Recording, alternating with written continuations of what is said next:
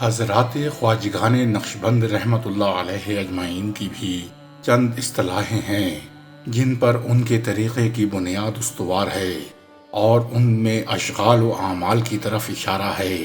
پہلی 8 اصطلاحات خواجہ خواجگان حضرت خواجہ عبدالخالق غجدوانی رحمت اللہ علیہ سے منقول ہیں، جبکہ بعد کی 3 اصطلاحیں شہنشاہ مشکل کشا حضرت خواجہ سید محمد بہاؤالدین نقشبند بخاری رحمت اللہ علیہ سے مروی ہیں۔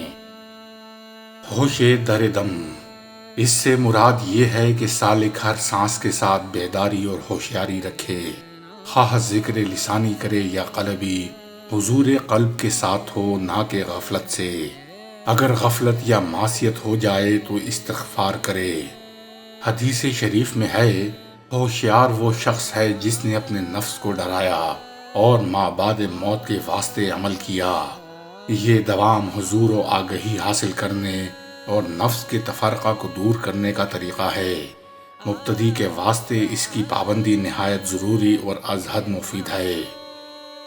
نظر برقدم، اس سے مراد یہ ہے کہ سالک اپنے چلنے پھرنے کے وقت سوائے قدم کی پشت کے کسی چیز پر نظر نہ ڈالے تاکہ کسی محرم پر نظر نہ پڑ جائے، اور یہ کہ دوسری چیزوں کی طرف مشغول ہونے سے محفوظ و مامون رہے، کیونکہ مختلف نفوس اور متفرق محسوسات کی طرف لگ جانا سالک کی حالت کو بگاڑ دیتا ہے۔ چلنے پھرنے کے وقت نظر کو پشت قدم لگانا اور بیٹھنے کی حالت میں آگے کی طرف نظر کرنا جمعیت قلب کے زیادہ قریب ہے، جیسا کہ اللہ تعالیٰ فرماتا ہے، اے میرے حبیب صلی اللہ علیہ وسلم، مسلمان مردوں کو حکم دے دو کہ وہ اپنی نگاہیں نیچی رکھیں۔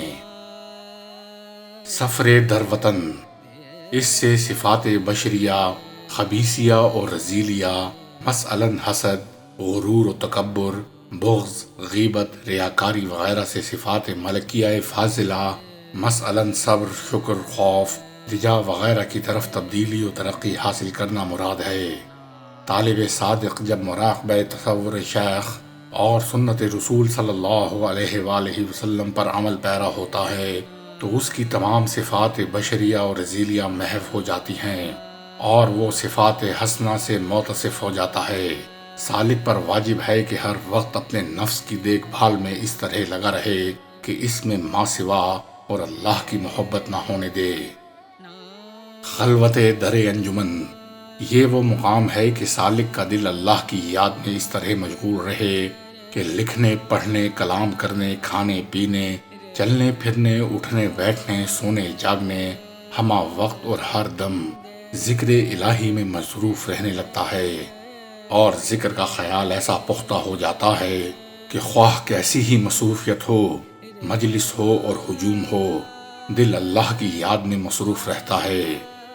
جیسا کہ ارشاد ربانی ہے، میرے بندے وہ لوگ ہیں جن کو سوداگری اور خرید و فروخت میرے ذکر سے غافل نہیں کرتی۔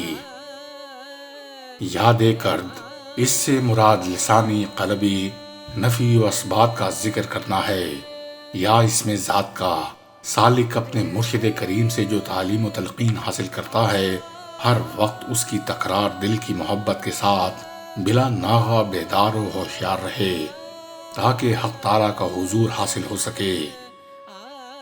بازگشت، جب ذاکر خیال و تصور سے نفی و اثبات یعنی کلمہ طیبہ طاقت کی رعایت کرتے ہوئے چند بار کہے تو اس کے بعد دل کی زبان سے مناجات کرے، خداوند میرا مقصود تو تیری رضا ہے، مجھ کو اپنی محبت و معرفت عطا فرما۔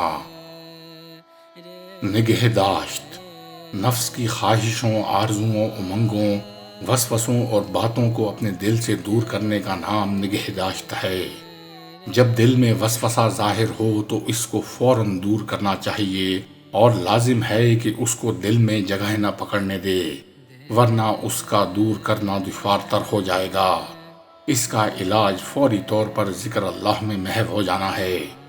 کوشش کرے کہ 1 گھنٹہ یا 2 گھنٹے اس سے زائد وقت تک اللہ تعالیٰ کے سوا کوئی خیال نہ آئے، اور اس کی مشق یہاں تک کرے کہ ما سوائے اللہ کے بالکل فراموش ہو جائے۔ یادداشت، اس سے مراد دوا میں آگہی حاصل کرنا ہے۔ آیا مبارکہ میں ہے، وہ تمہارے ساتھ ہے جہاں کہیں تم ہو۔ سچی بات تو یہ ہے کہ دوا میں آگہی فنائے حقیقی اور بقائے کامل کے بغیر ناممکن ہے۔ پس یاد کرد اور نگہداشت کا جو مرتبہ طریقت میں ہے، مبتدیوں اور متوسطوں کے لیے ہے، اور یادداشت کا تعلق حقیقت سے ہے اور یہ منتہیوں کے لیے ہے۔ وقوف زمانی، اس سے مراد ہر وقت اور ہر آن اپنے حال سے واقف رہنا ہے۔ سالک ہر ساعت کے بعد دیکھے کہ غفلت تو نہیں آئی، اور غفلت کی صورت میں استغفار کرنا اور آئندہ اس کے چھوڑنے پر ہمت باندھنی چاہیے۔ وقوف عددی، اس سے مراد یہ ہے کہ سالک ذکر نفی و اثبات میں طاق عدد کی رعایت کرے، کیونکہ حدیث شریف میں ہے اللہ طاق ہے اور طاق کو پسند کرتا ہے۔ وقوف قلبی، اس کا مطلب یہ ہے کہ سالک ہر وقت، ہر آن، ہر لحظہ اپنے قلب کی طرف متوجہ رہے اور قلب خداوند قدوس کی طرف متوجہ رہے، تاکہ سب کی طرف سے توجہ ٹوٹ کر معبود حقیقی کی طرف مبذول رہے اور خطرات اور وساوس دل میں داخل نہ ہوں۔ خصوصاً ذکر کرتے وقت اس کا پورا پورا خیال رکھے۔ کسی عربی شاعر نے کیا خوب کہا ہے، اپنے دل کے انڈے پر پرندے کی طرح ہو جا اور اسے سیکھ۔ بس اس طریقے سے جس طرح انڈے سے بچہ پیدا ہوتا ہے، تیرے دل میں نور خدا پیدا ہوگا۔